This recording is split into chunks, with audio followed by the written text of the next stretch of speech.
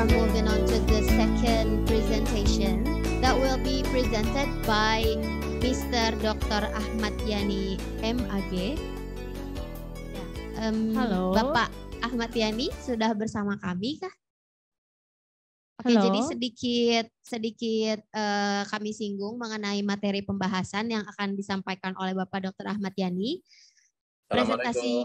Oke, sudah tersambung. Oke, Alhamdulillah. Waalaikumsalam. Apa kabar Bapak? Alhamdulillah, baik Ibu. Baik, ini para mahasiswa ya. Ya, baik-baik semua. Alhamdulillah, sehat Bapak. Bapak, gimana lagi musim apa Bapak di sana? Di Ini Jogja ya Pak ya? Ya, di Jogja. Musim ikan. Musim ikan. Oh, musim pisang, musim hujan juga Pak. Musim hujan juga ya Pak? Saya Sama bilang musim ikan jadi musim pisang ya. Ini Musim mungkin suara ikan. saya kurang jelas. Cek sound, jelas enggak ini? Jelas Bapak, Ya, jelas. jelas ya. Oke, gimana Pak? Udah siap Ya, untuk siap. menyampaikan presentasinya? Ya, Dari... Oh, alhamdulillah. Oke, saya izin untuk membacakan CV Bapak terlebih dahulu ya. Ya, silakan. Oke. Dr. Ahmad Yani Ansori, MAG, Program Studi Hukum Tata Negara dari Fakultas Syariah dan Hukum. Pekerjaan sebagai dosen tetap di Universitas Islam Negeri Sunan Kalijaga sebagai lektor kepala 4A. Nah, riwayat perguruan tingginya, beliau S1 di Universitas Islam Negeri Sunan Kalijaga pada tahun 1995. Lalu S2-nya di Universitas Islam Negeri Syarif Hidayatullah pada tahun 1999. Nah, S3-nya di Universitas Islam Negeri Syarif Hidayatullah pada tahun 2006. Nah, beliau juga punya karya ilmiah terbaru, yaitu Gerakan Dakwah Ikhwanul Muslimin di Mesir dalam INRAIC, Jurnal Agama dan Hak Asasi Manusia, dipublikasikan pada INRAIC, Jurnal Agama dan Hak Asasi Manusia. Jadi ini dipublikasikannya pada tahun 2020. Lalu ada juga Reformasi Politik dan Hukum di Iran pasca Revolusi Iran tahun 1979. Dipublikasikan pada INRAIC, Jurnal Agama dan Hak Asasi Manusia pada tahun 2019. Ada juga konsep siasah dalam Yahudi dan Islam dalam Asyirah pada tahun 2016.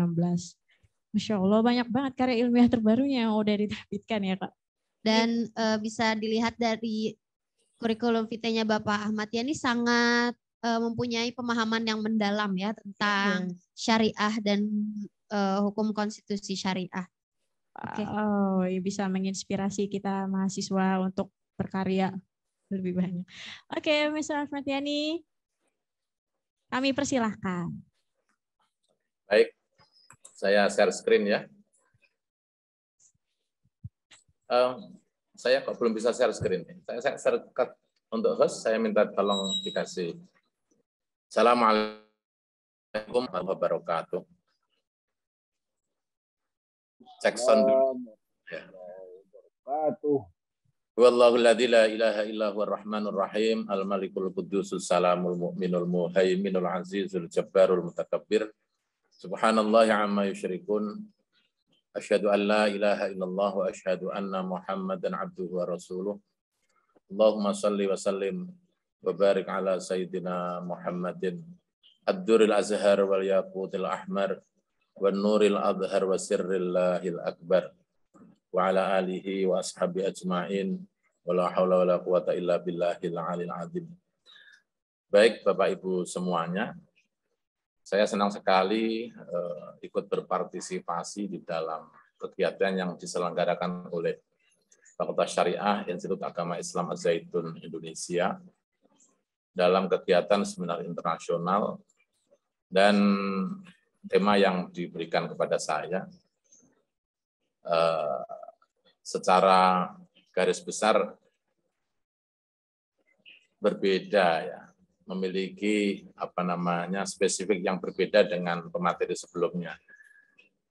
Karena saya ini latar belakangnya itu adalah ilmu syariah, maka saya ingin melihatnya bagaimana hukum internasional dalam relasinya dengan ilmu syariah. Baik Bapak Ibu semuanya,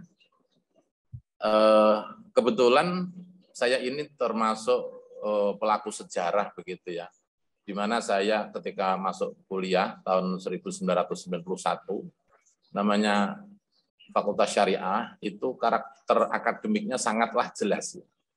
Fakultas Syariah itu karakter akademiknya sangatlah jelas. Waktu itu di Institut Agama Islam Negeri, namanya masih Institut Agama Islam Negeri Sunan Kalijaga. Jadi setiap mahasiswa yang masuk di Fakultas Syariah itu dibekali secara mendalam tentang kemampuan keilmuan baik secara teoritik, metodologis terkait dengan apa itu ilmu syariah, ya, karena memang Fakultas Syariah. Oke, jadi ini hanya mengingatkan kembali ketika apa sebenarnya itu yang dimaksud dengan syariah yang kemudian terimplementasikan di dalam kurikulum yang ada di Fakultas Syariah. Meskipun saya tegaskan kembali dalam perkembangan selanjutnya hingga tahun 2010, namanya Fakultas Syariah lambat tapi pasti mulai kehilangan karakter akademiknya. Jadi basic tentang keilmuan syariah itu sudah mulai menghilang. Ibaratnya kalau sekarang kita beli di toko, itu kardus itu tertulis isinya katakanlah pohon, isinya adalah buah pisang, tapi setelah dibuka ternyata isinya bukan buah pisang. Demikian juga kalau misalnya kita ini ingin mengkuliahkan putra-putri kita ke Fakultas Syariah, ya, bayangan kita itu memang seakan-akan ya seperti kemasan awal ya. Tapi ternyata sudah ada metamorfosis ya tentang apa dan bagaimana ilmu syariah yang dipahami era-era tahun 2010, apalagi era sekarang ini karakter akademik syariah di Fakultas Syariah dimanapun, termasuk di Jogja, di Jakarta, dimanapun. Saya tidak tahu kalau di Yahya Al-Aziz. Nah, untuk di Jogja, di Jakarta, bahwa karakter khas akademik yang melekat kepada Fakultas Syariah itu sudah mulai luntur. Artinya bahwa saya ingin mencoba kembali, mengingat-ingat kembali bahwa secara konsep dan teori, bahwa apa itu definisi syariah. Syariah ini secara mudah didefinisikan adalah kullu ma hakamallahu wa rasuluhu ansairi umurin nasi lima solihihim fid darain. Kullu ma hakama, setiap apa saja yang Allah dan Rasulnya tetapkan terkait dengan persoalan manusia, lima solihihim, untuk kemaslahatan para manusia itu fid darain, di dunia dan akhirat. Lalu kemudian para ulama itu mencoba secara epistemologis itu membagi ilmu syariah itu menjadi 3 bagian yang saling berkorelasi. Artinya bahwa 3 bagian ini harus dimiliki bagi mereka yang menjadi sarjana dengan basic Fakultas Syariah, mestinya begitu ya. Yang pertama adalah ya, ulumul asasiyat, ilmu-ilmu dasar. Ilmu-ilmu dasar dalam ilmu syariah itu adalah at-tafsir. Maksud tafsir di sini adalah Al-Qur'an wa tafsiruhu, Al-Qur'an dan tafsirnya. Boleh dikatakan dari perkembangan sejak awal Islam hingga sekarang ini, tafsir Al-Qur'an itu sudah tidak terhitung jumlahnya. Tafsir Al-Qur'an sudah tidak terhitung jumlahnya. Ada yang tafsir bil ma'sur yang disertai dengan asbabun nuzul dan penjelasan hadis. Ada juga at-tafsir bil ra'yi, tafsir yang juga disertai dengan asbabun nuzul dan penjelasan hadis, tetapi di dalam konteks cara pandangnya lebih mengedepankan ra'yi atau pandangan pendapat daripada penjelasan-penjelasan sunnah atau asar.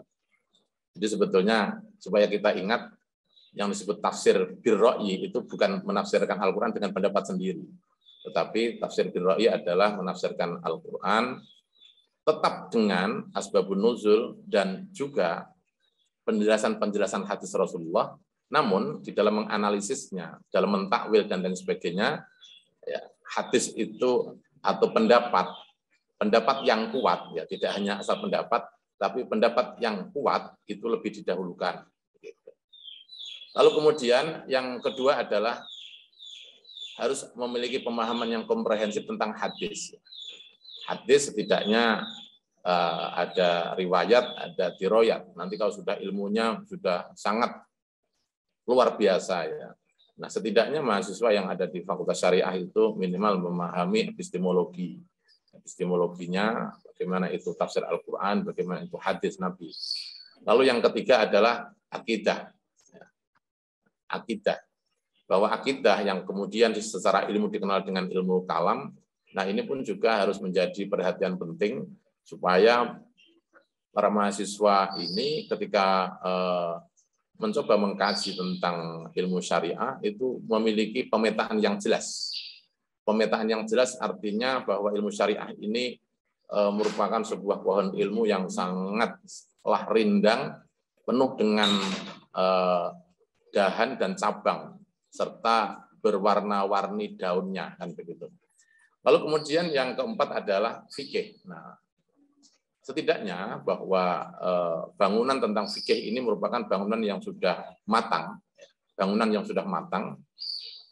tetapi tidak akan pernah selesai untuk diperbincangkan. Maka dalam konteks keilmuan ada namanya ilmun nadoja wah taroko, ilmu yang sudah matang, wah taroko, bahasa tekstualnya sudah habis terbakar. Maksudnya bahwa ilmu ini sudah selesai. Ya. Ilmu ini sudah selesai, nggak perlu lagi dikembangkan. Apa itu ilmu nadu jawah taroko? Contohnya di sini adalah ilmu bahasa. Ilmu bahasa itu sebetulnya sudah sangat mapan lah kira-kira begitu.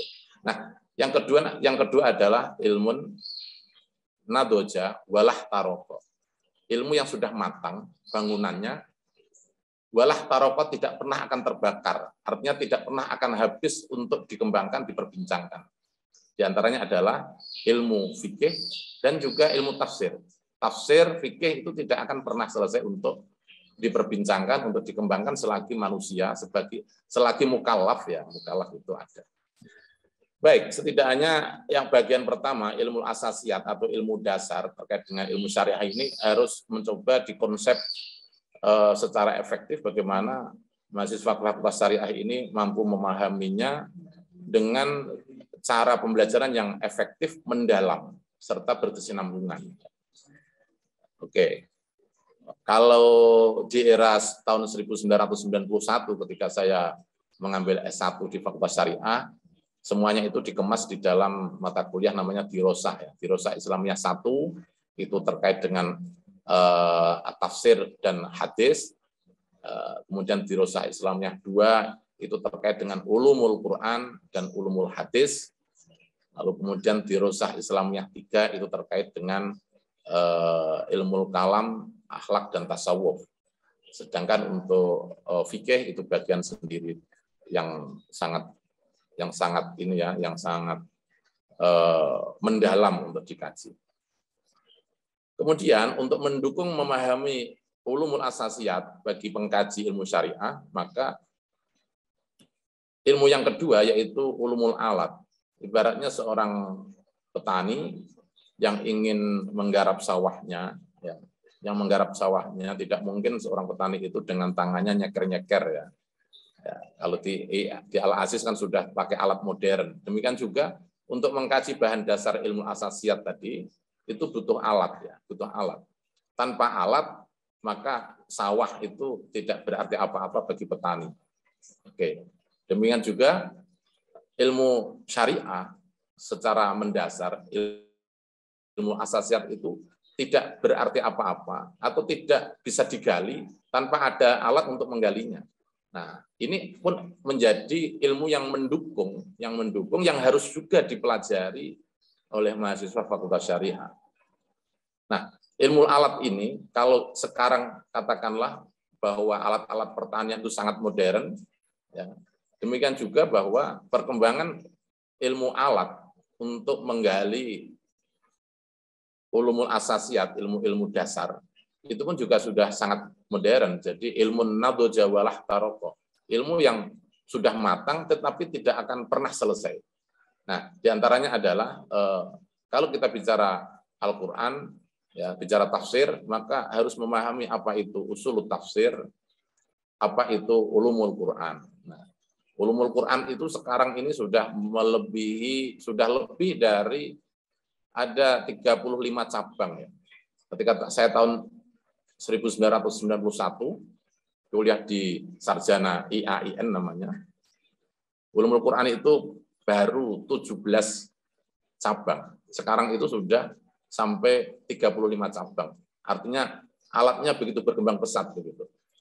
Lalu kemudian untuk memahami hadis itu perlu alat namanya mustalah hadis. Tanpa mustalah hadis maka hadis itu tidak mampu dipahami atau hanya sekedar mampu dibaca. Sebagaimana layaknya sekarang ini orang membaca hadis itu tanpa ilmu. Ya. Orang kalau membaca hadis, apalagi terjemahan hadis tanpa ilmu, itu khawatirnya dia akan terjerumus ya. Seperti petani punya sawah, tapi dia tidak punya alat untuk menggarap sawahnya. Jadi kalau dilihat dia nyeker-nyeker sawah itu dengan tangannya. Itu ibaratnya adalah seorang yang memahami hadis ya, tanpa alat mustalah hadis yang dia pahami. Ya, itu kan bagi mereka atau para akademisi yang paham tentang mustalah hadis. Kemudian ada penceramah atau ustadz yang sering mengutip hadis tanpa didasari mustalah hadis, itu ya seperti melihat petani yang menggarap sawah dengan tangannya, ya, tidak dengan alat yang modern atau dengan alat bantu. Kemudian ketika bicara bangunan fikih, ya, bangunan fikih itu ada alatnya yaitu usul fikih dan qawaid fikih. Ini juga penting. Satu contoh misalnya bahwa mengapa kemudian ada perintah di dalam Al-Quran, ada larangan di dalam Al-Quran. Nah, perintah itu kalau kemudian disimpulkan bahwa perintah itu, kata perintah itu menjadi hukum kalau nggak wajib sunnah, larangan itu menjadi hukum kalau tidak haram itu makruh. Gitu. Berarti kemudian diskusi ini muncul, berarti sebetulnya namanya hukum itu ya hanya 4. Wajib sunnah atau haram makruh. Nggak ada kok. Hukum kok mubah. Mubah itu tidak masuk dalam kategori hukum. Nah, oleh karena itu sebetulnya kajian-kajian tentang ulumul alat di dalam bidang fikih sangat penting. Belum lagi kalau misalnya kita melihat sekarang itu apa-apa konsepnya konsep maslahah. Ketika bicara maslahah, ya, ketika bicara konsep maslahah, lalu kemudian yang ada di kepalanya itu adalah kemaslahatan yang dia pahami dalam konteks bahasa Indonesia. Sementara kalau kita bicara dalam ilmu alat, fikih, dalam usul fikih maupun qawaid fikih, namanya maslahah itu wilayahnya ada 2. Ada al-maslahah fid dharaini, al-maslahah fid dunya, maslahah fil akhirah. Lalu kemudian dalam konteks munculnya hukum ya, atau mamba'ut tasyri', mamba itu tempat munculnya hukum, itu harus dipilah. Ada namanya maslahatul khaliq, ada namanya maslahatul mukallaf. Ya. Nah ini kan berbeda ya, masalah lil khaliq, masalah untuk pencipta atau untuk Tuhan, ada masalah lil mukallaf. Nah selama ini konteksnya itu orang memahami seakan-akan bahwa di kepala dia itu maslahah itu meliputi ya masalah ya untuk mukallaf, orang terbebani secara hukum, maupun masalah untuk khaliq. Sehingga kadang-kadang melihatnya itu ya tersenyum-senyum saja bagi kita yang mempelajari ulumul alat. Lalu kemudian yang paling penting mungkin mengapa para mahasiswa di Fakultas Syariah itu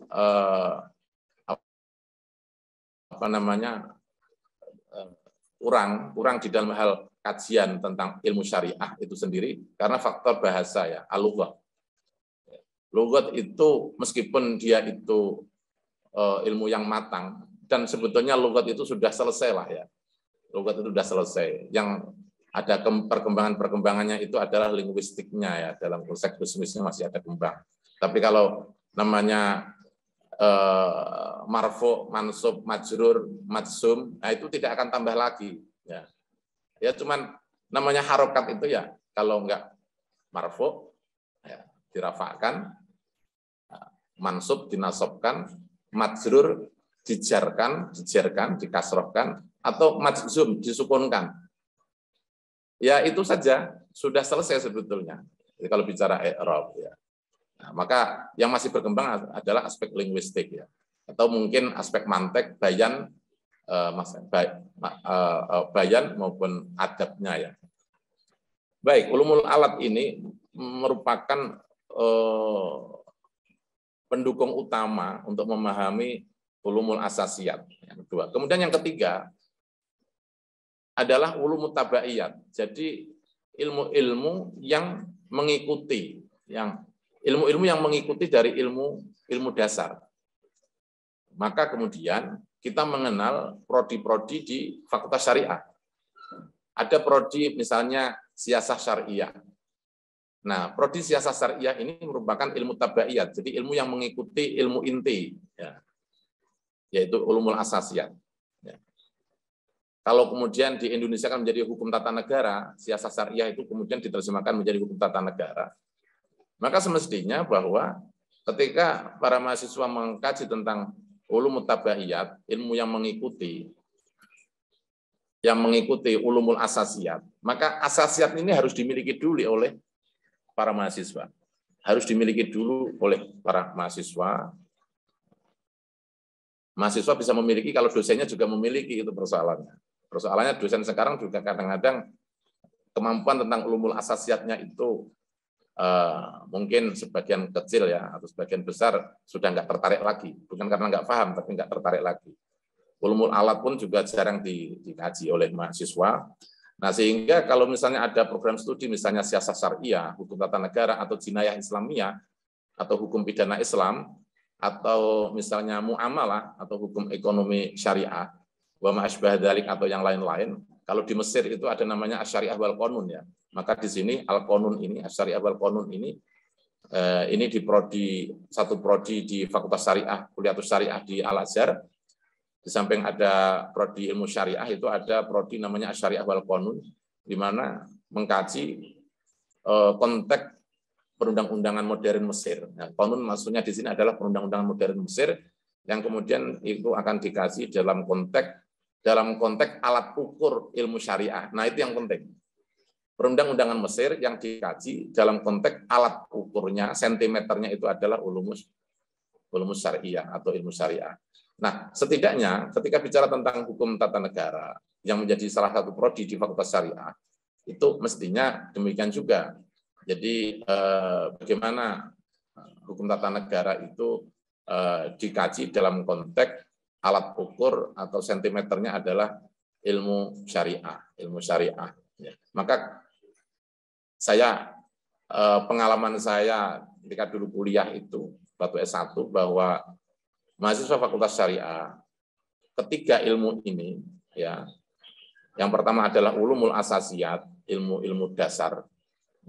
Kemudian yang kedua adalah ulumul alat, ilmu alat. Ya. Yang ketiga adalah ulumut tabaiyat, ilmu-ilmu yang menjadi yang disumberkan, ya, yang diderivasikan dari ulumul asasiyat. Nah, ini kemudian dikemas dalam satu metodologi cara belajar mengajar yang efektif dan memahamkan mahasiswa.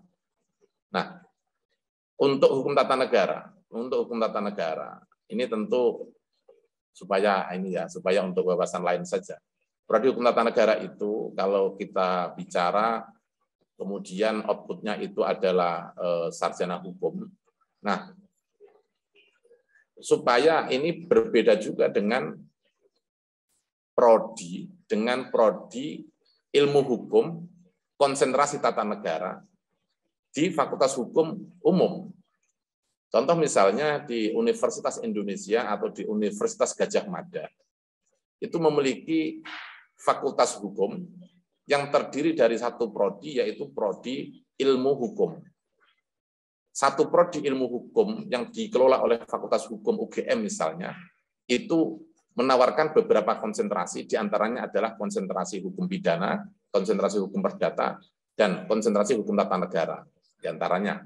Nah, ketika fokus pada hukum tata negara, maka kemudian yang dikaji itu menjadi wilayah yang sempit. Ya.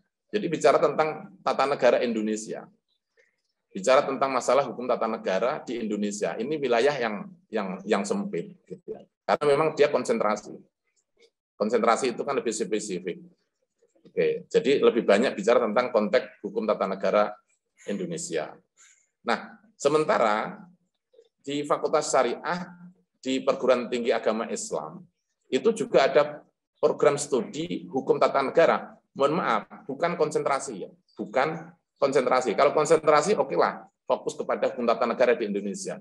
Tapi kalau di Fakultas Syariah ini, hukum tata negara itu menjadi satu prodi sendiri, sehingga namanya prodi itu memiliki kekhasan akademik, memiliki landasan epistemologi, memiliki landasan aksiologi dan ontologinya secara jelas. Oleh karena itu, mohon maaf kalau di UIN Jogja itu mulai dikembangkan hukum tata negara ini ya, adalah hukum tata negara, minimal hukum tata negara di negeri-negeri Muslim.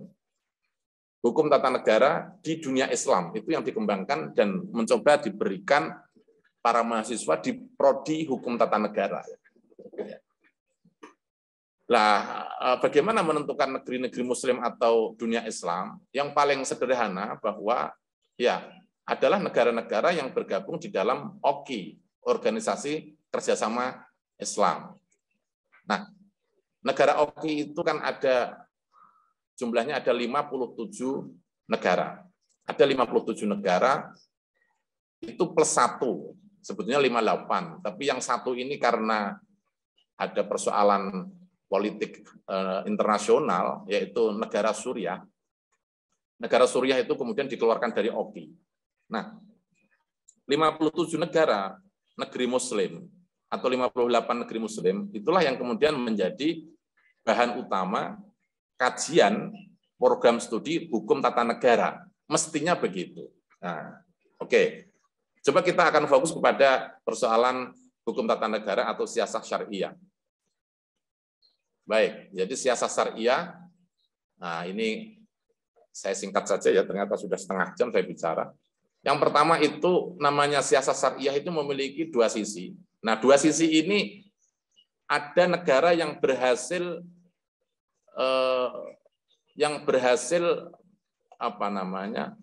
menyatukan dua sisi menjadi satu kesatuan yang saling mendukung. Dua sisi itu adalah al-janib syar'i, satu sisi adalah terkait dengan doktrin institusi masyarakat yang terkait dengan syariah. Jadi satu sisi adalah aspek syariah itu sendiri. Nah, aspek syariah itu kalau di dalam kajian ilmu syariah itu meliputi 3 hal. Yang pertama adalah doktrin, value, nilai, dan lain sebagainya. Yang kedua adalah institusi. Nah, institusi itu bagian dari kajian syariah itu sendiri. Institusi apapun. Dan yang ketiga adalah ya institusi apapun termasuk institusi negara. Termasuk institusi negara. Dan yang ketiga adalah masyarakat. Inilah objek kajian dari ilmu syariah. Doktrin termasuk value di dalamnya. Kemudian yang kedua adalah institusi apapun, mungkin organisasi masyarakat, organisasi politik, termasuk organisasi negara. Dan yang ketiga adalah masyarakat itu sendiri sebagai sebuah bidik, ya, wilayah bidik dari ilmu syariah atau sebagai mukallaf itu sendiri. Lalu sisi yang kedua, al-janibus siyasi. Sisi yang kedua itu adalah ranah kekuasaan. Ya. Ranah kekuasaan, dari kekuasaan tersebut atau ranah ya kekuasaan. Jangan diartikan kekuasaan itu negatif ya, kekuasaan. Siasi itu lebih ke arah pengelolaan. Ya. Pengelolaan. Nah, pengelolaan pun juga meliputi 2 hal. Ada nilai, ada doktrin, ada institusi, ada masyarakat gitu ya. Oke. Nah, dua sisi ini ada negara di dunia Islam ya, itu yang mampu untuk dua sisi menjadi satu kesatuan yang dijadikan satu peradaban. Ya. Dua sisi yang bersatu padi menjadi sebuah peradaban. Lalu kemudian ada negara yang hingga saat ini dari sejak merdeka, negeri Muslim maksud saya, atau negeri-negeri di dunia Islam, yang sejak merdeka hingga saat ini itu selalu mendiskusikan dua sisi syariat sama dua sisi kekuasaan, itu selalu didiskusikan dan tak kunjung selesai hingga saat ini. Jadi ribut saja terkait dengan relasi antara Islam atau syariah, terkait syariah dengan kekuasaan, itu diributkan hingga sekarang ini. Dan negara-negara yang belum selesai ya biasanya berpengaruh kepada taraf ekonomi, karena ibarat keluarga setiap hari hanya bicara tentang siapa yang layak menjadi kepala keluarga. Nah, akhirnya ketika pertanyaan siapa yang layak menjadi kepala keluarga dalam sebuah keluarga, maka orientasi keluarga itu ya orientasi kekuasaan. Sementara yang sisi pertama yang tadi dua sisi ini yang mampu disatukan ya, disatukan dalam sebuah peradaban. Ya, mereka orientasinya urusan kekuasaan dengan urusan syariat sudah selesai. Ya, orientasinya itu bagaimana negara ini sejahtera, negara ini makmur, ya, sentosa, rakyatnya mendapatkan keadilan dan kemakmuran, ya. Tidak berpikir lagi tentang siapa yang ingin menjadi kepala keluarga kalau itu sebagai sebuah satu keluarga begitu. Oke. Ya, sekarang kita ingin mencoba secara konsep dan teori tentang perkembangan tafsir Islam kafah. Ya. Islam kafah itu sering menjadi bahasa masyarakat penceramah, ya, masyarakat pengajian, ya, atau masyarakat kajian. Bedanya kalau kajian kadang-kadang lebih ke arah yang lebih menengah ke atas gitu ya. Tapi kalau masyarakat pengajian itu menengah ke bawah. Tapi dua-duanya sering mencoba untuk memaknai kembali tentang apa itu yang disebut dengan Islam kafah. Islam kafah, ada yang memaknai Islam kafah itu sudah selesai, ya, seperti sebuah negara yang berhasil memaknai relasi antara syariat dengan kekuasaan sudah selesai. Tapi ada juga masyarakat atau Muslim yang memaknai Islam kafah itu nggak selesai sampai sekarang. Jadi memaknai dua sisi yang belum selesai. Baik, ayatnya sama yang dibaca yaitu Al-Baqarah 208, ayat sama. Ya ayyuhalladzina amanu, wahai orang yang beriman, udkhulu, masuklah kamu semua fis silmi, di dalam kata silmun kafatan secara kafah. Ini bahasa Arab. Wala tattabi'u khutuwatis syaitan, dan janganlah mengikuti langkah-langkah syaitan. Innahu lakum aduwwum mubin, Al-Baqarah 208. Nah, kembali kepada sebuah penafsiran sekarang. Kalau takwil di dalam kitab-kitab klasik, mulai dari As-Sa'di, mulai dari Nukasir, As-Suyuti, At-Tabari, Al-Qurtubi, dan banyak kitab tafsir klasik lainnya, memaknai kata silmun itu ya ada dua takwil. Yang pertama itu adalah namanya silmun itu dimaknai dengan sebuah lembaga agama yaitu dinul Islam atau agama Islam. Artinya di sini makna agama itu sebagai sebuah lembaga, dinul Islam, agama Islam, yang mana kemudian ada lembaga agama lain, misalnya agama Kristen, agama Yahudi itu agama lain. Jadi bimakna udkhulu, masuklah kamu semua fi dinil Islam, di dalam agama Islam kafatan secara totalitas. Nah, disinilah kemudian tafsir seperti ini yang melahirkan bahwa Islam itu yang mengatur semuanya secara formal maupun secara material. Secara formal maupun material, Islam mengatur semua sistem politik, sistem sosial, sistem ekonomi, semua sistem diatur oleh Islam secara formal dan material dan kelembagaan. Sementara kalau kita lihat takwil yang lain, dan ini juga dibenarkan oleh para ulama tafsir, bahwa makna udkhulu fis silmi kafatan itu dengan makna udkhulu kafatan. Udkhulu masuklah kamu kafatan, ya, jami'ukum. Ya, penjelasan terhadap dhamir antum, udkhulu jami'ukum. Udkhulu masuklah kamu semua, jami'ukum semua dari kamu, fis sulhi, di dalam damai atau di dalam perdamaian. Nah, penjelasannya apa? Penjelasannya bahwa orang Arab, karena bahasa Al-Quran itu diturunkan dalam berbahasa Arab yang jelas. Al-Quran diturunkan dalam bahasa Arab yang jelas. Kata jelas di sini, Arabian mubin ini, maka harus dikembalikan kepada bagaimana orang Arab menggunakan kata silmun. Orang Arab menggunakan kata silmun sejak era sejak era sebelum Islam, artinya sejak era jahiliyah sebelum Islam. Ya, itu kata silmun itu ya bermakna sulhun. Oleh karena itu kan namanya Islam itu artinya damai. Islam itu artinya damai. Jadi agama yang damai.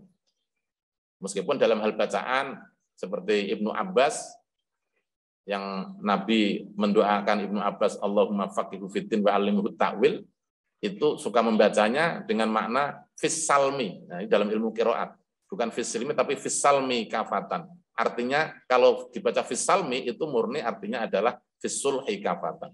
Nah, oke, sekarang bagaimana cara memaknai logika dalam dua sisi tadi? Jadi dua-duanya tidak perlu dibenturkan. Yang memaknai asilmu dengan dinul Islam ya benar, yang memaknai asilmu dengan asulhu ya benar. Ya, yang tidak benar itu yang tidak bisa memaknai, itu yang tidak benar. Oke, baik.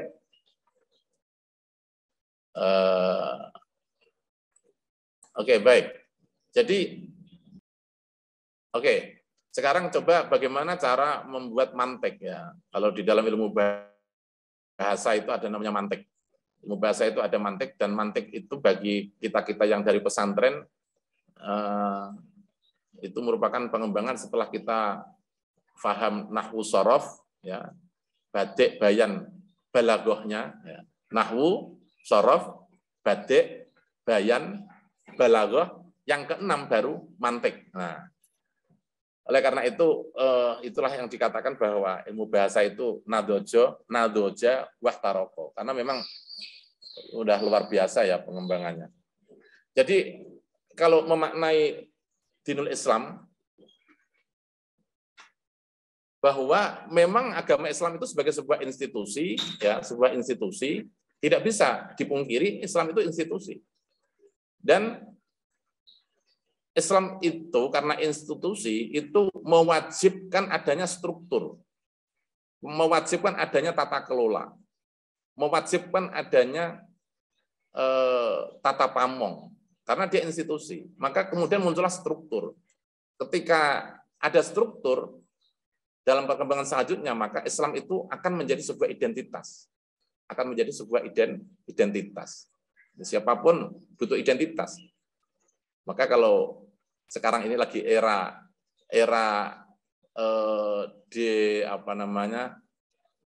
desakralisasi identitas, karena ada satu abad NU kemarin itu kan mencoba untuk melakukan desakralisasi kata identitas, masuk politik identitas. Tetapi tidak bisa, namanya identitas, manusia itu identitas. Yang membedakan manusia dengan hewan itu karena ada identitasnya. Oke, jadi agama Islam atau dinul Islam itu menjadi melembaga sebagai sebuah institusi yang mengharuskan adanya struktur dan kemudian akan melahirkan identitas. Kalau dimaknai bahwa kata silmun itu adalah damai, memang orang Arab menggunakan kata silmun itu bermakna damai, sehingga Islam itu agama damai. Nah, makna ini akan melahirkan sebuah moralitas, ya, atau akhlak, moralitas atau akhlak, dan yang dibidik Nabi dalam konteks perbaikan masyarakat, ya, yang dibidik Nabi dalam konteks perbaikan masyarakat, yang awalnya jahiliyah, ya, sebetulnya jahiliyah itu jangan mengikuti para penceramah ya, bahwa jahiliyah itu bodoh, jahiliyah itu tidak berilmu, gitu, bukan. Orang Arab itu memaknai kata jahlun itu adalah ziddul hilmi. Ziddul hilmi. Al-jahlu ay ziddul hilmi. namanya jahlu atau jahiliyah itu, konteks di sini bukan tidak berilmu, tapi kebalikan dari al-hilmu, santun. Ya. Kebalikan daripada al-hilmu atau santun. Jadi al-jahlu diddul hilmi. Berarti jahiliyah itu, masyarakat jahiliyah sebelum menerima risalah Nabi Muhammad SAW, itu adalah masyarakat yang tidak santun, begitu ya. Bukan masyarakat yang bodoh, nggak mungkin lah. Karena Nabi itu lahir di tengah-tengah kekuasaan Mekah yang di mana Mekah menjadi kota metropolitan, tempat semua orang dari berbagai suku, berbagai tempat, berbagai wilayah, bahkan berbagai benua itu datang untuk di sana ya akan muncul transaksi dan lain sebagainya. Menjadi kota yang berperadaban. Jadi bukan kota yang bodoh gitu ya. Jadi namanya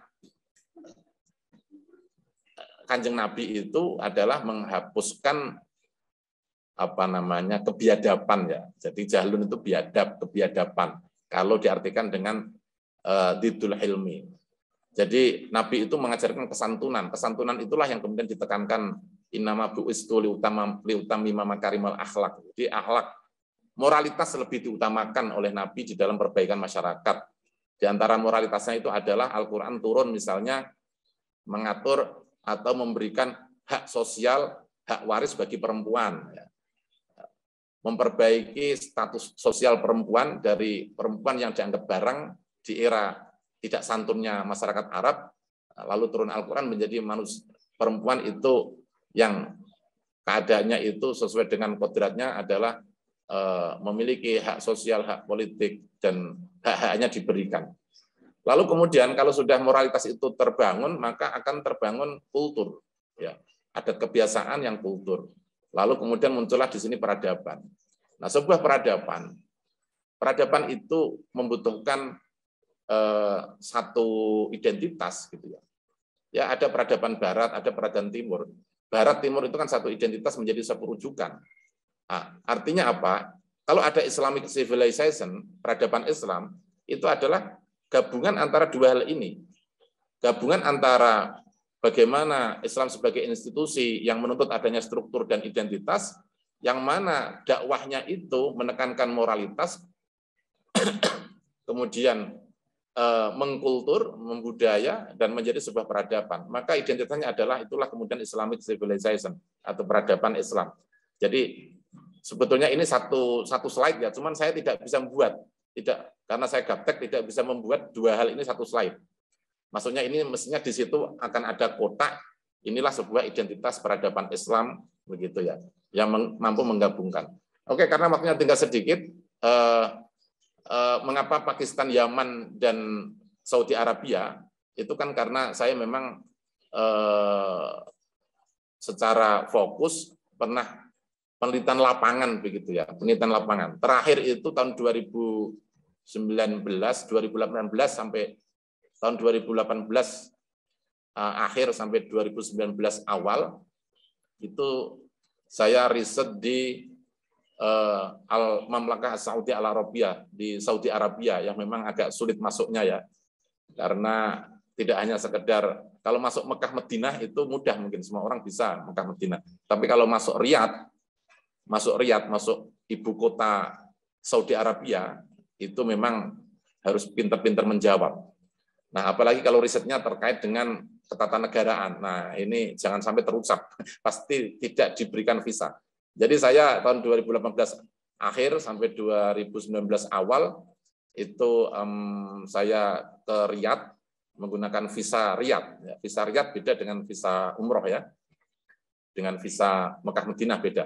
Menggunakan visa Riyadh, lalu sempat riset di sana, dan akhirnya pemahaman awal yang saya baca dari berbagai macam media, buku, hasil jurnal maupun dan lain sebagainya, itu saya bisa menilai, oh mereka tidak memahami identitas, ya, mereka tidak memahami identitas.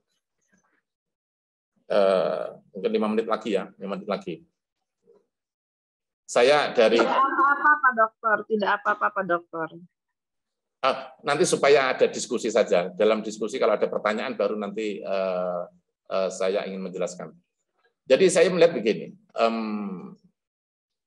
ibarat negara itu kan kalau menurut para filosof ya Aristoteles, Plato, Socrates, maupun filosof Islam seperti Al-Farabi di dalam kitabnya As-Siyasah Al-Madaniyah, Ara'u Ahlil Madinah Al-Fadilah, atau menurut Ibnu Abir Rabi di dalam kitabnya Sulukul Malik fi Tadbiril Mamalik, atau menurut Imam Al-Ghazali yang populer di dalam kitabnya At-Tibrul Masbuk fi Nasihatil Muluk, itu selaras dengan para pemikir-pemikir Yunani seperti Socrates, Plato terutama Plato, bahwa berpikir negara itu berpikirlah kamu seperti keluarga, satu keluarga, ya, satu keluarga.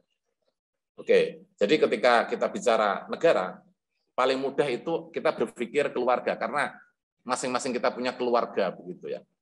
Nah, sekarang diibaratkan begini. Tadi saya mencontohkan ada negara-negara di dunia Islam, in the Muslim world countries, di negeri-negeri Muslim, yang sudah selesai membangun atau mengkombinasikan atau menyatukan dua sisi ini. Dua sisi, yaitu sisi al-janibus syar'i, sisi syariat. Namanya Muslim itu ya harus patuh. Orang mukallaf kita ini kan mukallaf yang terbebani secara hukum. Setiap individu Muslim harus mukallaf, terbebani secara hukum. Kalau yang tidak merasa menjadi mukallaf berarti dia orang gila. Karena orang gila tidak terbebani secara hukum. Nah, Muslim itu harus memahami sisi namanya syariat. Nah, dalam konteks berbudaya, bernegara, bermasyarakat, ada dalam konteks al-janibus siyasi, konteks pengelolaan. Kalau itu negara, pengelolaan negara, kekuasaan, atau budaya. Dalam konteks ini, saya melihat Saudi Arabia itu sudah selesai mendiskusikan dan mengkolaborasikan antara kepentingan syariat dengan kepentingan kekuasaan. Sudah selesai mengkombinasikan, menselaraskan antara kepentingan syariat sebagai sebuah kewajiban mukallaf dan kekuasaan sebagai nalar aktif dari sebuah kekuasaan. Nalar aktif dari sebuah kekuasaan. Nah, kita lihat Saudi Arabia itu di dalam Undang-Undang Dasar itu menyebutkan bahwa kita kalau dalam ilmu hukum kan ada konstitusi yang tertulis dan konstitusi yang tidak tertulis. Ius constitutum sama ius constituandum. Nah, Saudi Arabia itu menegaskan konstitusinya itu begini, bahwa konstitusinya itu adalah Al-Quran dan Sunnah. Ini Kerajaan Arab Saudi adalah negara Islam Arab, Islam sebagai agama resmi negara, Kitabullah atau Al-Quran, dan Sunnah Nabi sebagai konstitusi negara. Oke, ya ini adalah ius konstitusi yang tidak tertulis, tetapi dituliskan, ya, sudah diresmikan di dalam sebuah konstitusi, dalam undang-undang dasarnya. Oke, Al-Quran dan Sunnah ada sebagai konstitusi negara. Lalu kemudian, apa akibat dari menggunakan Al-Quran dan Sunnah sebagai konstitusi negara?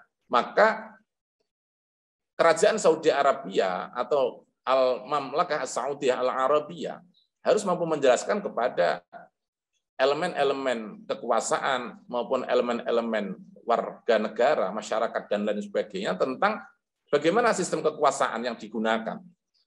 Oke.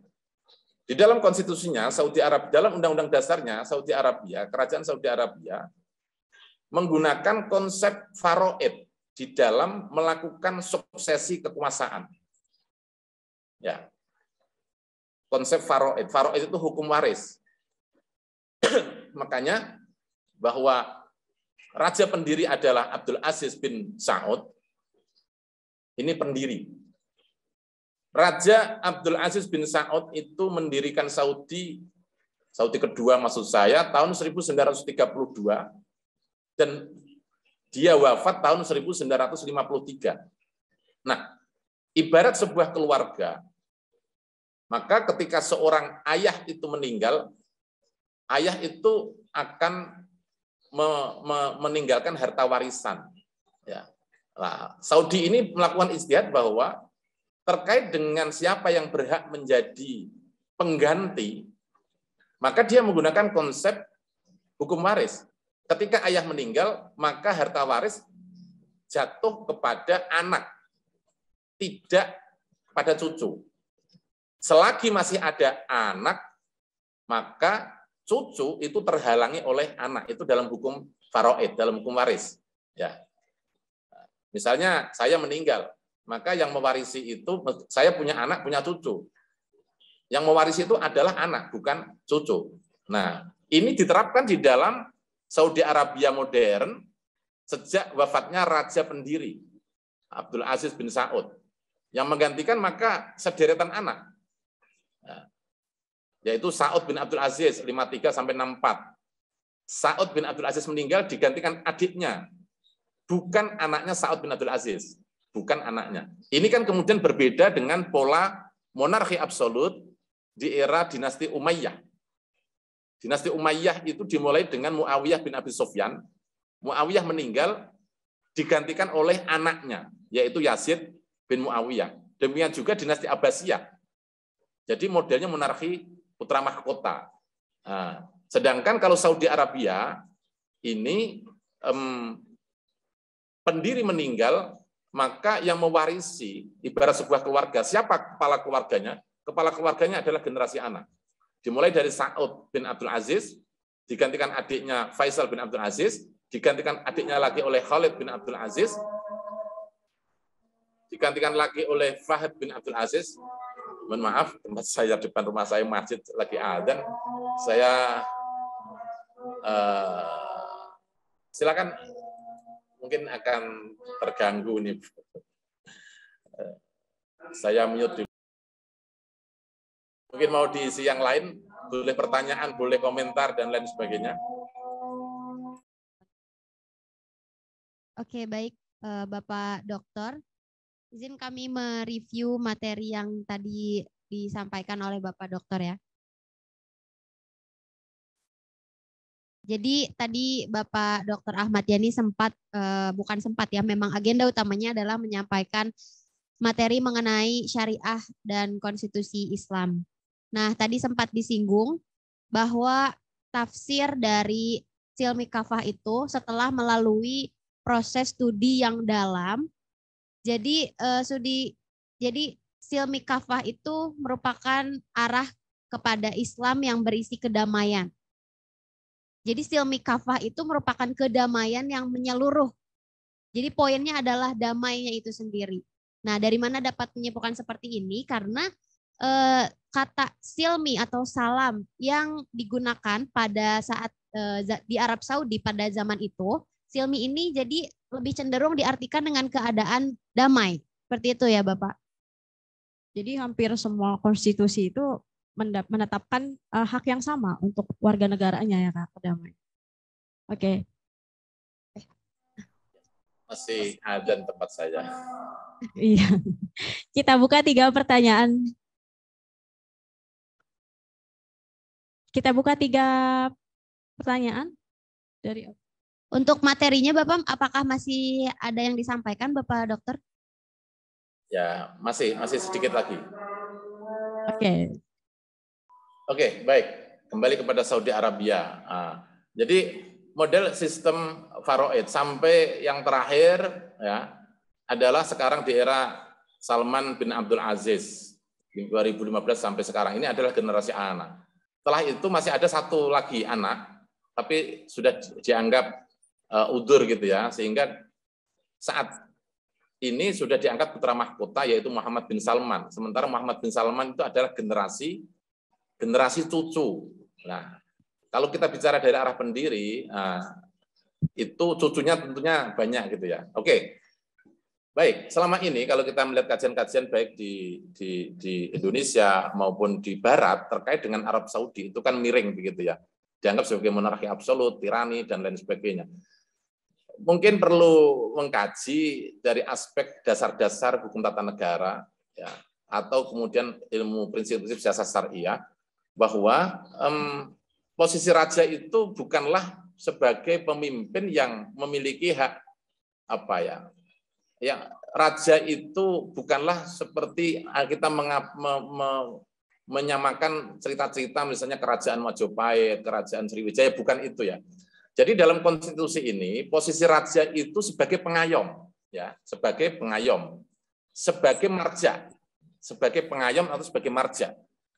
Nah, posisi sebagai marja atau sebagai pengayom, marja itu tempat kembali anggota keluarga mengadu, ya. Tempat kalau misalnya sebuah keluarga ketika ada masalah kita harus mengadu kepada siapa? Kepada kepala keluarga. Nah, kepala keluarga itu sebagai marja.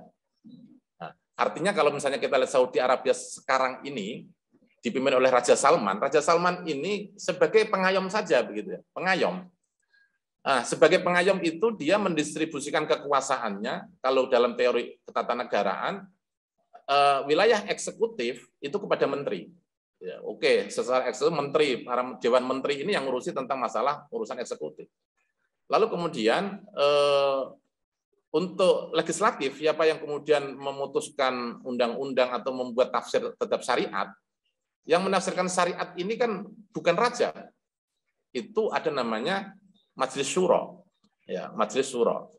Ini saya lewati saja, yang nanti dibaca sendiri. Lalu kemudian lembaga yudikatifnya itu adalah ya lembaga peradilan yang mana raja pun harus tunduk, ya raja pun harus tunduk kepada keputusan lembaga peradilan karena satu-satunya yang ya dasarnya itu adalah syariat Islam atau Al-Quran dan Sunnah. Nah, ini kadang-kadang kita ini menjadi miskonsepsi melihat kerajaan Saudi Arabia, tapi dalam benak kita itu adalah kerajaan-kerajaan tradisional. Itu salah besar ya. Saudi Arabia adalah satu kerajaan yang sudah tunduk kepada satu konstitusi bersama dengan sistem yang khas, yaitu sistem syariat atau sistem hukum syariat. Saudi Arabia menurut saya adalah negeri muslim yang berhasil di dalam menyatukan dua sisi yaitu sisi syariat dan sisi kekuasaan.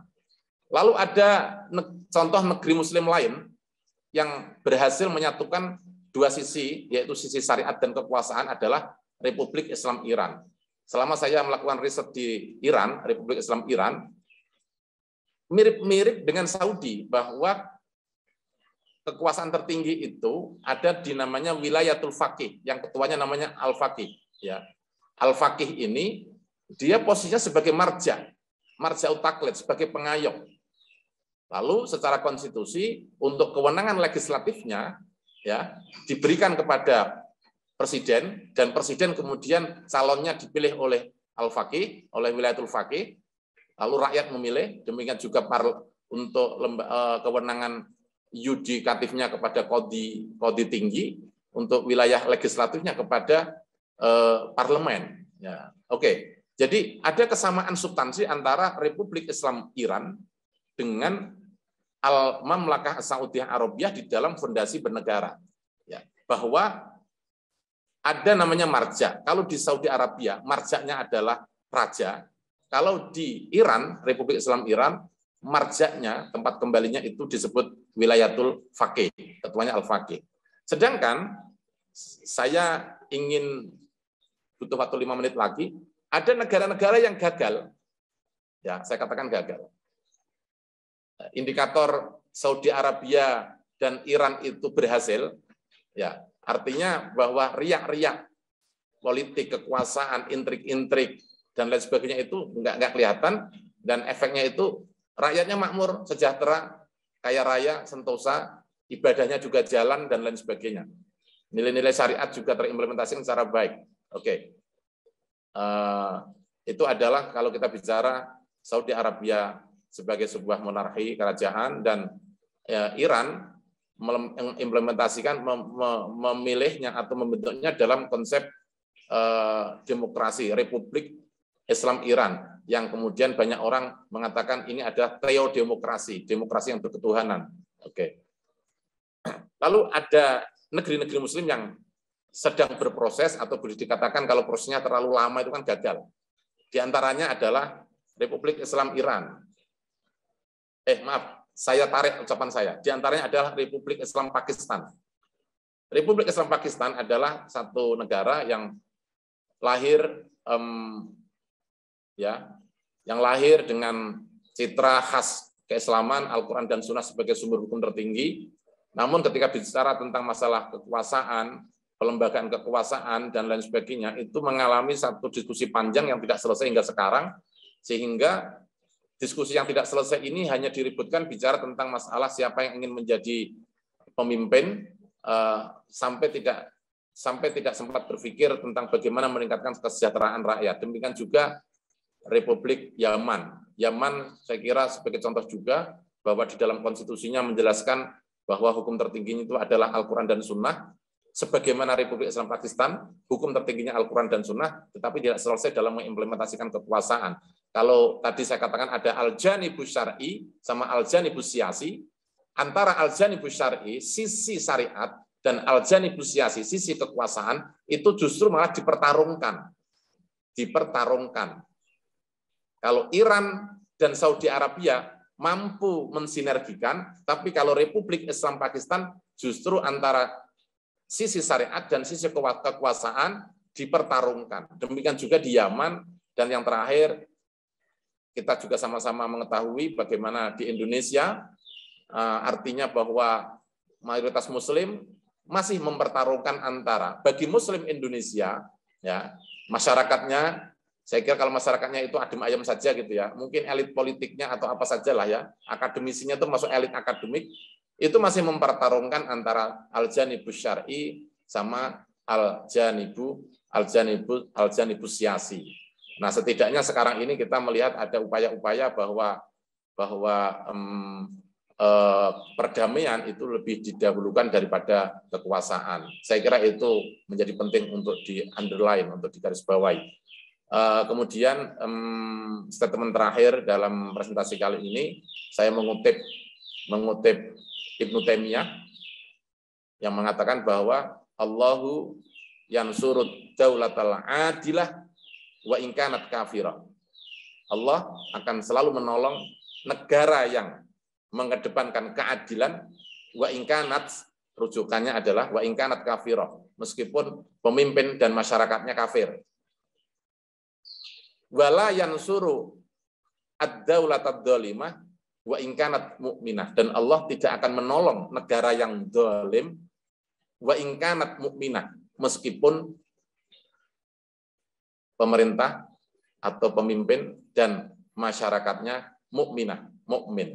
Jadi dari sini Ibnu Taimiyah ingin menegaskan bahwa keadilan negara itu ya lebih nilai keadilan, identitas keadilan lebih diutamakan daripada identitas keagamaan, itu intinya. Lalu kemudian yang kedua, statement dari Imam Ghazali yang mengatakan bahwa al-mulku yabki ma'al adli wala yabki ma'ad dzulmi, bahwa kekuasaan itu bisa langgeng bersama keadilan, wala yabki ma'ad dzulmi, dan tidak bisa langgeng kepada kekuasaan. Itu adalah riset Al-Ghazali, Imam Ghazali dalam kitab Ad-Durrul Masbuk, dalam penjelasannya mengenai bagaimana ribuan tahun generasi Masdak itu menguasai Persia, ya, dan terimplementasi keadilan. Demikian Bapak Ibu semua presentasi saya. Saya sementara cukup ini dulu. Saya kembalikan waktunya kepada pembawa acara. Cuman tadi sempat pembawa acara itu menyimpulkan, tapi mohon kesimpulannya tidak demikian ya pembawa acara. Yang ingin saya ketengahkan adalah bahwa identitas Islam dan juga asil dinul Islam sama pemaknaan dinul Islam dan pemaknaan as-sulhu itu menjadi sebuah identitas menjadi sebuah peradaban, menjadi sebuah civilization. Jadi harus dimaknai secara bersamaan, jangan dimaknai secara sendiri-sendiri. Ya. Jadi bahwa untuk fis silmi kafah itu ya di situ ada makna tentang identitas Islam, juga ada makna tentang perdamaian. Pertanyaannya kalau di dalam kaidah fikih, ya mana yang didahulukan, keislaman atau perdamaian? Ternyata kaidah fikih mengatakan bahwa perdamaian itu lebih didahulukan daripada keislaman, daripada identitas keislaman. Demikian, Assalamualaikum warahmatullahi wabarakatuh. Terima kasih Bapak Dr. Ahmad Yani. Kita buka sesi pertanyaan ya Kak. Oke, boleh. Tapi kita udah keep dua pertanyaan dari Zoom nih. Boleh ada yang mau bertanya? Ya, raise hand. Oh, oke. Silakan berdiri, Bapak. Baik, Assalamualaikum warahmatullahi wabarakatuh. Waalaikumsalam. Ya, nama saya Suhadi, mahasiswa dari IAI Al-Aziz. Baik, terima kasih kesempatan yang telah diberikan kepada saya untuk bertanya. Ini berkenaan dengan apa yang telah disampaikan oleh Profesor Ahmad, yaitu tentang syariat, yaitu syariat Islam. Di negara kita ini yang disinggung juga tadi berkenaan dengan hukum tata negara. Kita juga berbicara tentang ada hukum pidana, hukum perdata, dan juga tentang fikih ataupun usul fikih. Di negara kita ini, yaitu tentang berkaitan dengan umat Islam yang ada di lingkungan kita, tentang pelaksanaan atau hukum Islam itu sendiri atau syariat Islam. Syariat Islam yang kita kenal di Indonesia hanya ada beberapa yang masuk di dalam hukum perdata dan sebagian yang lain belum yang itu. Yang ingin menjadikan pertanyaan saya yaitu apakah ada suatu lembaga yang membicarakan hukum Islam itu, maksudnya syariat Islam itu secara keseluruhan. Secara keseluruhan berbicara atau membahas tentang bagaimana contohnya ya, yang kita contohkan misalnya hukum mencuri ataupun hukum dera dari bagi penjina atau hukum dalam pembunuhan. Nah di sini yang sering kami dapatkan, yang sering kami dapatkan di baik ceramah para ulama-ulama, ini yang dibahas itu hanya berkaitan dengan tentang sholat, zakat, puasa, itulah yang diterima oleh masyarakat.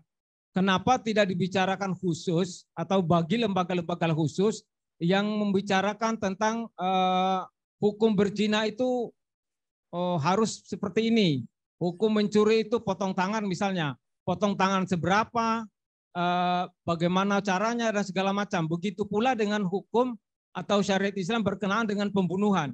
Sehingga para ulama atau para kiai-kiai yang memberikan suatu ceramah itu merasa nyaman atau merasa aman dalam menyampaikan kepada masyarakat apa yang menjadi hak umat Islam itu untuk diketahui. Nah itu yang jadi pertanyaan saya yang paling ditekankan, yang saya tekankan di sini adalah adakah lembaga yang membahas atau membicarakan tentang syariat Islam secara detail sehingga umat Islam yang ada di Indonesia ini bisa memahami dan bisa tahu sebagai kewajiban atau hak sebagai haknya dia untuk memahami landasan-landasan syariat Islam secara kafah tadi yang dibicarakan secara kafah atau secara keseluruhannya. Ya demikian dari pertanyaan dari saya. Terima kasih atas kesempatannya. Walhamdulillahirabbil alamin. Thank you, Mas Anas. Wow, long and great question, Pak. Ya, langsung ya. Dipersilahkan untuk Dr. Matiani. Oke ya. Bapak untuk menjawab. Baik. Ini memang harus saya share screen lagi nih ya. Mungkin antara pertanyaan dengan mungkin saya bukan tipe orang yang mudah menjelaskan mungkin ya. Karena kalau memang saya juga bukan penceramah, jadi tidak bisa menjelaskan secara baik mungkin. Oke. Begini. Udah masuk ya? Udah masuk ini share screen saya? Sudah, Bapak. Oke. Baik, jadi kalau kita bicara di Indonesia, tadi saya tidak menyinggung banyak tentang Indonesia ya, saya lebih ke arah bagaimana konteks secara umum. Nah, kalau kita bicara di Indonesia, kita memahami, kalau pertanyaannya lembaga apa, mungkin tidak perlu ada lembaga yang seperti itu. Biarkanlah bahwa kita masyarakat Indonesia ini memahami Islam itu kan dalam wilayah moralitas. Artinya bahwa kalau misalnya kita mengatakan pernah ada kerajaan-kerajaan Islam di Indonesia. Di Jawa misalnya ada pernah kerajaan Islam Kesultanan Demak. Berlanjut pada Kesultanan Pajang, berlanjut pada Kesultanan Mataram.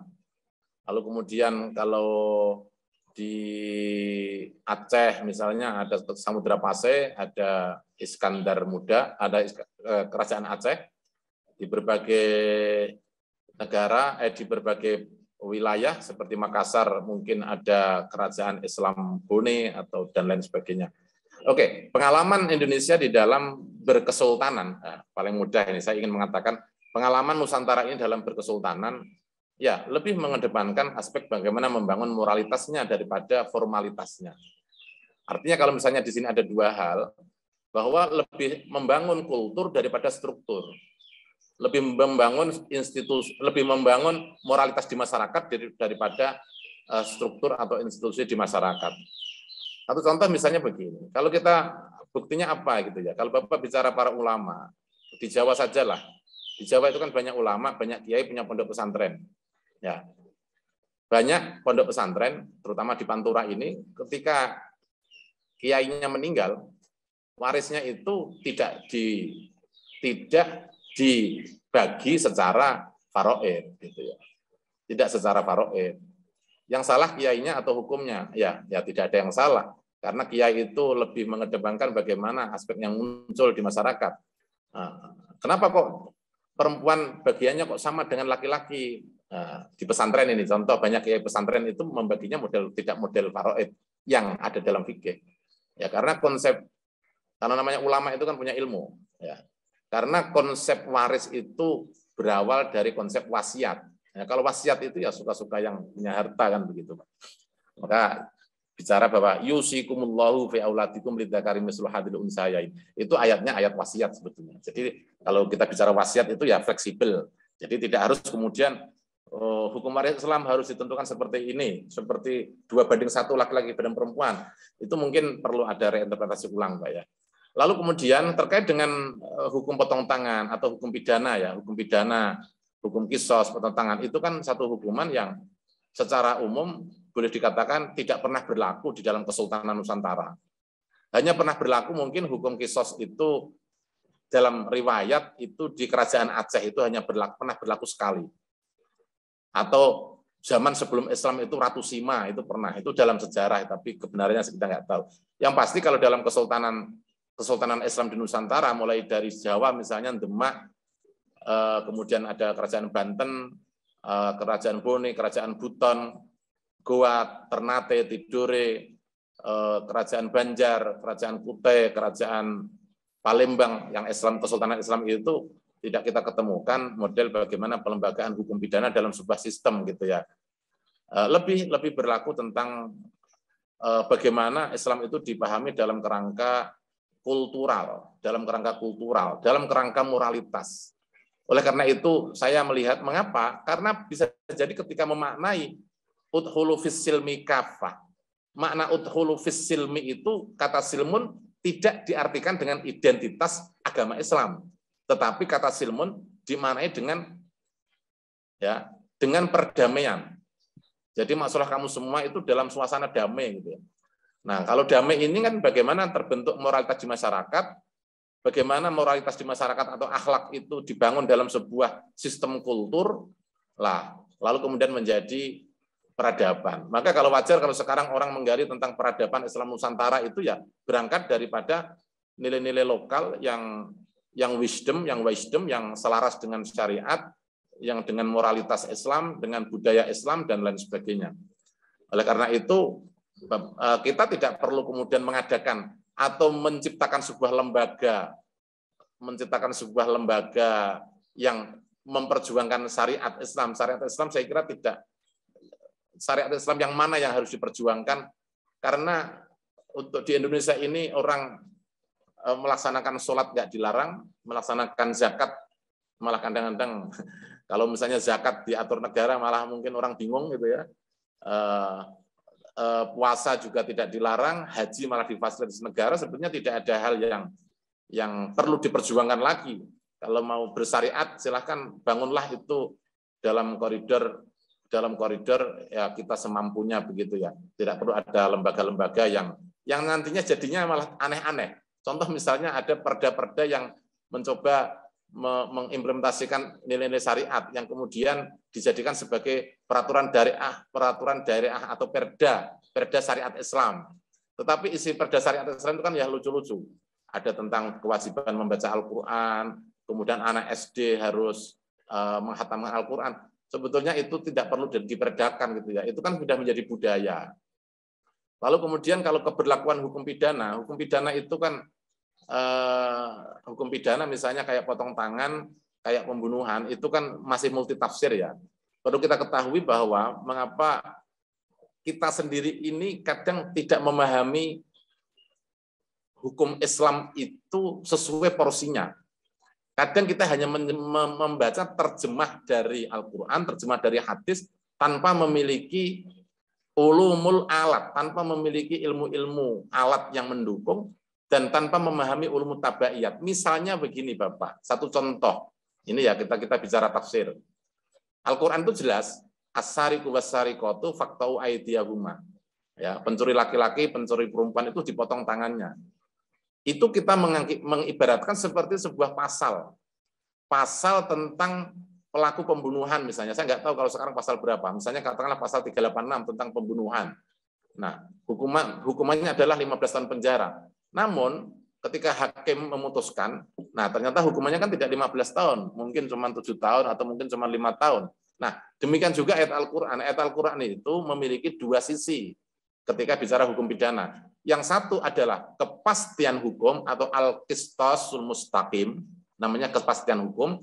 Yang kedua memiliki orientasi keadilan hukum atau dulmatic head dan witmatic head kalau dalam ilmu hukum gitu ya. Ada witmatic head, ada dulmatic head. Contoh misalnya begini, kepastian hukumnya namanya pencuri ya dipotong. Tetapi demi keadilan hukum dalam Al-Quran itu tidak semua pencuri dipotong dalam implementasinya. Begitu. Contoh lain tentang pembunuhan ya. Tidak semua pembunuh itu kemudian harus dibunuh. Ya, karena hak menjatuhkan hukuman terhadap pembunuh itu bukan oleh hakim. Mohon maaf. Hak menjatuhkan hukuman terhadap pembunuh bukan oleh hakim. Tapi haknya adalah oleh keluarga korban atau oleh korban. Artinya misalnya ada sebuah keluarga yang menjadi korban pembunuhan, keluarga A menjadi korban pembunuhan, ya, lalu kemudian masuk ke pengadilan, maka yang dibunuh oleh B misalnya. Nah, menjatuhkan kisos terhadap B itu bukan oleh hakim, tetapi tetap ditanya haknya itu adalah kepada korban. Apakah korban memaafkan? Kalau korban memaafkan, maka ditariklah namanya diyat. Tapi kalau korban tidak memaafkan, nah barulah ini kan tuntutan haknya korban. Hakim itu sebatas menyampaikan keinginannya korban. Artinya begini, kalau kita bicara dalam kasus yang sudah sekarang ini, Verdi Sambo ya. Verdi Sambo dalam kasus pembunuhan terhadap Eliezer, terhadap siapa? Yosua misalnya. Kalau keluarga Yosua memaafkan, ya sudah, bahwa Ferdi Sambo sebatas membayar diat. Tapi kalau kemudian keluarga Yosua itu tidak memaafkan dan menuntut untuk dikisos, maka hakim sebagai pelaksana saja. Nah, sebetulnya inilah kalau dalam logika tadi, raja itu bukan pemutus hukuman, bukan pemutus hukum. Tapi raja itu hanya melaksanakan saja, melaksanakan hukum, karena hukum itu ada dalam syariat. Nah, oke. Saya kira logika yang dibangun ini, yang ingin saya jelaskan begini, secara global saja ya. Kita ini kalau ingin memahami hukum Islam, jangan menggunakan logika yang dibangun oleh hukum Barat, itu saja. Demikian juga ketika kita ingin memahami konteks dan kontestasi negara Islam seperti Saudi Arabia atau seperti Republik Islam Iran, maka alat untuk memahaminya jangan kita pakai sebagai alat pemahaman konsep Barat, nggak ketemu. Ya. Jadi kalau kita melihat Saudi Arabia, kita pahami dalam pemahaman ilmu negara Barat atau hukum tata negara di Barat, maka Saudi Arabia ini tirani, kan begitu. Satu contoh misalnya kegagalan selama ini dalam memahami konteks tata negara, ya, konteks tata negara. Bagaimana kemudian Libya, ya, Libya sebagai sebuah negara ketika dipimpin Muammar Gaddafi ini dianggap sebagai sebuah negara yang tirani, negara yang tirani. Mengapa Libya dibilang tirani? Karena alat untuk memahami adalah ilmu ketatanegaraan Barat. Ya, tirani itu diantaranya adalah tidak adanya pembatasan kekuasaan. Pertama. Yang kedua, minimnya partisipasi publik. Nah, yang ketiga, ya macam-macam lah. Yang ketiga bahwa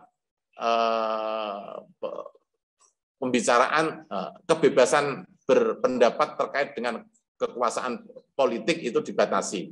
Nah, itu kalau model di Barat. Nah, konteks-konteks seperti ini, dasar-dasar atau prinsip-prinsip ketatanegaraan ala Barat, nah, kalau dipakai untuk melihat realitas ketatanegaraan di dunia Islam yang punya khas, seperti Saudi dan Iran, ini ketemunya gagal nanti, Pak. Ketemunya gagal. Oke.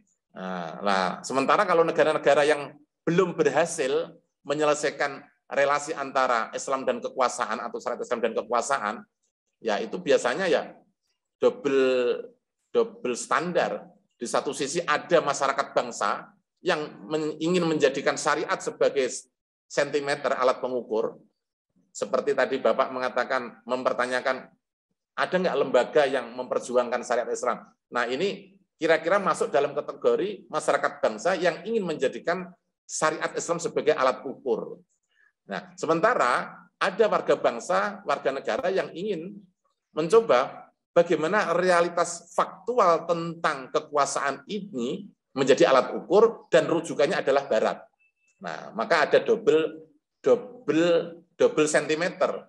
1 sentimeter dari syariat, yang kedua sentimeter dari Barat. Nah, di sini kemudian tidak nyambung.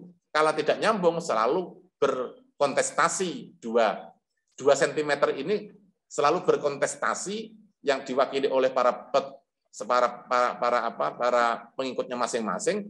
Akhirnya persoalan kekuasaan dalam sebuah negara tidak pernah selesai. Karena tidak pernah selesai, tidak sempat membangun. Karena tidak sempat membangun, rakyatnya kurang mujur, kurang sejahtera, pulau-pulaunya banyak hilang kan begitu ya, atau bagaimana? Saya kira itu penjelasan dari saya. Mohon maaf saya kalau ngomong itu kadang-kadang panjang, susah diberhentikan gitu ya. Oke, Bapak Dr. Ahmad Yani, mengingat waktunya terbatas, tetapi masih ada pertanyaan untuk Bapak. Berkenankah jika pertanyaannya disampaikan melalui skrip Tamanen? Melalui apa? Oh. Saya kok tidak, saya itu gaptek ya. Apa itu? Tertulis, melalui tertulis. Dengan tertulis gitu. Begini saja, kayaknya kita harus berdisiplin ya. Mungkin lain waktu saja kita lanjut diskusi. Kalau waktu sudah habis, ya kita selesaikan dulu. Kita cukupkan saja. Oke, terima kasih Bapak. Oke ya, saya undur diri dulu. Terima kasih Bapak atas kesempatan yang diberikan oleh Institut Agama Islam Al-Aziz. Terima kasih kepada Ibu Dekan. Terima kasih kepada pimpinan IAI Al-Aziz. Terima kasih kepada Yayasan Az-Zaitun. Terima kasih kepada semua peserta, semua hadirin. Ada khilaf dan salah, saya mohon dimaafkan. Saya akhiri, semoga semuanya sehat walafiat, bahagia dunia akhirat, selamat dunia akhirat dalam lindungan Allah Subhanahu wa taala. Allahumma lakal hamdu wa ilaikal mustaqal wa antal musta'an. Wala haula wala quwata illa billahil alil azim. Pesan saya, jangan lupa ya, niatkan hidup dimulai dari niat ibadah. Assalamualaikum warahmatullahi wabarakatuh. Waalaikumsalam warahmatullahi wabarakatuh. Terima kasih Pak Dokter. Terima kasih banyak pada Bapak Dr. Ahmad Yani. Sudah banyak tadi ya yang